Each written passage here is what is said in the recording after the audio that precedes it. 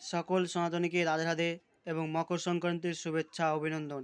আজকে আমি আপনাদের সামনে মকর সংক্রান্তির কয়েকটি মাহাত্ম্য কথা তুলে ধরব। আজকের দিনে সূর্যদেব ধনুরাশি ত্যাগ করে মকর রাশিতে প্রবেশ করেছিলেন। আজকের দিনেই থেকেই উত্তরায়ণ শুরু, মানে উত্তরায়ণে যে ব্যক্তি মৃত্যুবরণ করবে সে মোক্ষ লাভ করবে, মুক্তি লাভ করবে, তাকে আর পুনর্জন্ম নিতে হবে না। এই কারণে মহাভারতে সেই বীর যোদ্ধা পিতামহ ভীষ্ম আজকের দিনে মৃত্যুবরণ করেছিল। এবং আজকের দিনেই মা গঙ্গা সেই স্বর্গ থেকে পৃথিবীতে এসেছিলেন। ভাগীরথ রাজা তার 60,000 পূর্বপুরুষদের আত্মার শান্তির জন্য ঘোর তপস্যা করেছিল ব্রহ্মদেবের, এবং ব্রহ্মদেব প্রসন্ন হয়ে সে গঙ্গা দেবীকে ভাগীরথ রাজার সঙ্গে পৃথিবীতে পাঠিয়েছিলেন।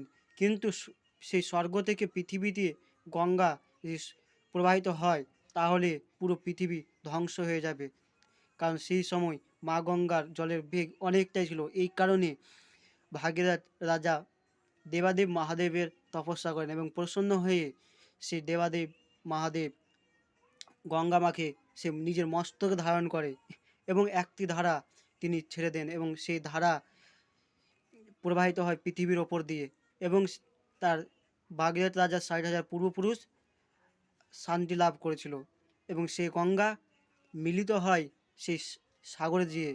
আজকে বর্তমানে সেই গঙ্গা সাগর, যেখানে মা গঙ্গা সাগরের সঙ্গে মিলিত হয়, সেই গঙ্গা আমরা সকলে শুনেছি, সব তীর্থ বারবার, গঙ্গা সাগরে একবার। প্রত্যেকটা তীর্থ ভ্রমণ করে যে পুণ্য লাভ করা যায়, সেই একবার গঙ্গাসাগরে যে ব্যক্তি স্নান করবে সেই পুণ্য লাভ করা যায়। এই কারণে আমি প্রত্যেকটা সনাতনীর কাছে অনুরোধ করব, আপনারা গঙ্গাসাগর যান এবং গঙ্গাসাগরে যেতে না পারলে বাড়ির আশপাশে সেই গঙ্গাতে স্নান করুন আজকের দিনে। রাধে রাধে।